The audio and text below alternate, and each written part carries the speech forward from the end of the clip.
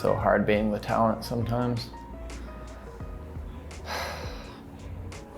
Hey everyone, this is Tyler from Craft and Tailored. In this episode of Under the Radar, we are going over the 1970s Aquastar Benthos 500. This is a minute creeper chronograph, and the reference is 1002, and it is known across the nation.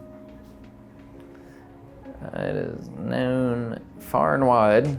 Really cool, bulky, classic diver with some really interesting details that I'm excited to get into with you. So the Aquastar brand is actually relatively new to watchmaking, and by that I mean they weren't started in like the 1700s or 1800s or the early 1900s.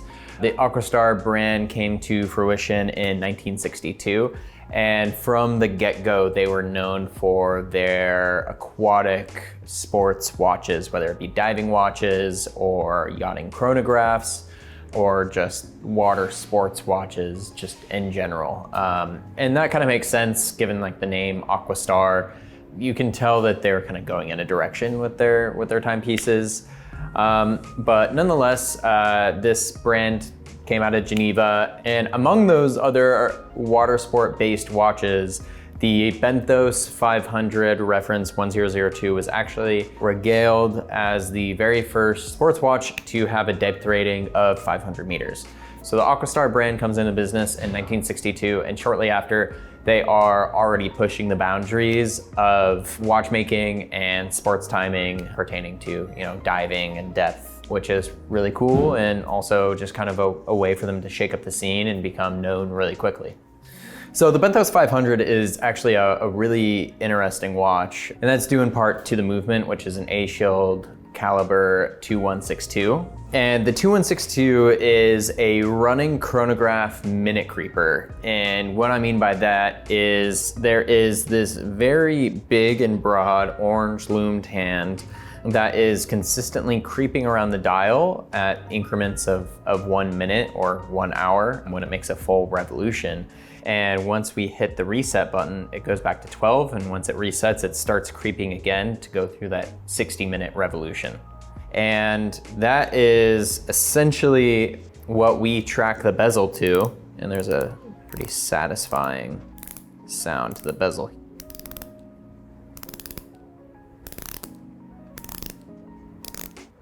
And that's how we track our elapsed time, whether it be for decompression, bottom time, oxygen amount, what have you.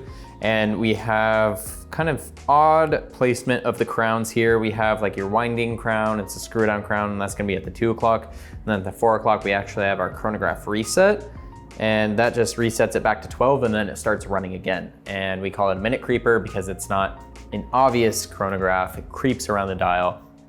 And with a normal chronograph, we see it like obviously running, and there's a bunch of subdials and timekeeping apparatuses. Whereas this is, specifically tailored to just tracking time in the scale of minutes for diving. So other than just the movement, this watch has, kind of an iconic case shape and design. It's certainly not a small watch. It's definitely on the larger side. You go, Latte Daddy's here. Poppy.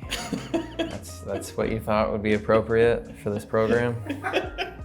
What are you wearing? Like a set of pajamas? Okay. I've only prepared. No, I understand, I've but only you literally prepared. look like you could just go to sleep right now on this. I could go to sleep right now on these if it was colder. Taste the latte. I need a scale, a rating. You need a rating. No pressure. 1 to 10. My extraction was good. My milk texturing was slightly off. Yeah, it looks slightly off. That was a big sip. Yeah, I need caffeine right now. Yeah, it's pretty good. You want to get on the bull train? No. Red Bulls just amp me up way too much. I had a Red Bull the other day. I got Red Bull angry. It's very reminiscent of like the Doxa divers. It's very classic 1970s, 1960s dive watch, but it isn't just a minor earthquake inside YouTube. But it certainly isn't a small watch. It is a very large watch. It sits pronounced off the wrist. It takes up the wrist. And I have a smaller wrist size. That being said, it doesn't feel oversized. It doesn't feel too big. It feels like what you want out of like a chunky sports diver. This watch in particular, this specific 1002 Benthos 500 is the blue version, and the blue is always going to be a little bit more rare. Think like Tudor, Snowflake, Submariner. The blues are always more desirable than the blacks, but they are both, you know, desirable. It's just one's a little bit harder to find than the other. And I just love how casual you can wear this. It really feels like something that you could still dive with, though I wouldn't recommend it. And it isn't always easy to find these in good condition because they were used for their intended purposes, and, you know, waterproofing design wasn't to the level it is today in the 60s and 70s.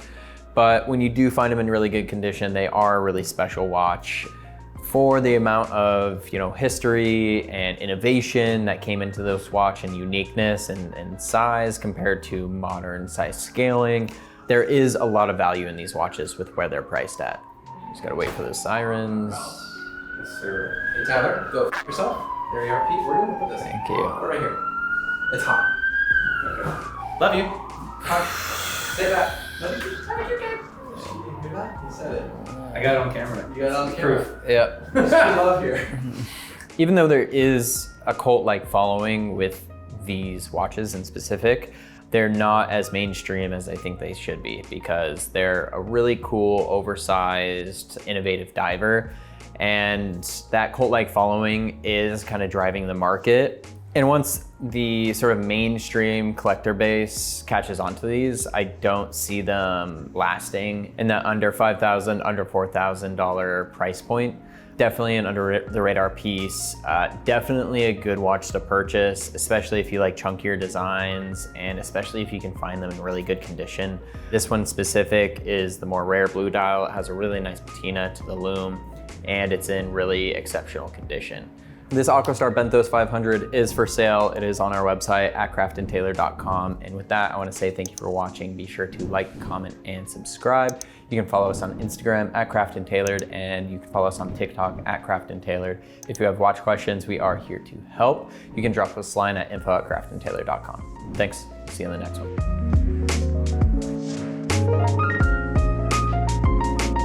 Oh man, I'm sweating so bad. Yeah, that's good. Oh man. It'd be even better if there was like a palm leaf. I can grab one of those palm leaves and get me. Okay.